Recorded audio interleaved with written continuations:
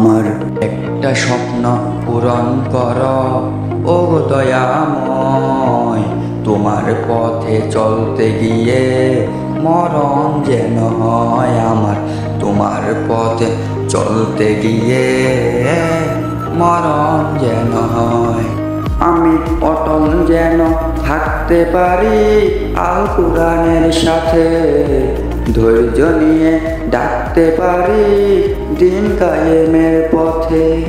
আমি অটল যেন থাকতে পারি আল কুরআনের সাথে। ধৈর্য নিয়ে ডাকতে পারি দিন কায়েমের পথে। আমায় ধৈর্য দিও, সাহস দিও ও গো দয়াময়। তোমার পথে চলতে গিয়ে মরণ যেন হয় আমার। তোমার পথে চলতে গিয়ে মরণ যেন হয়।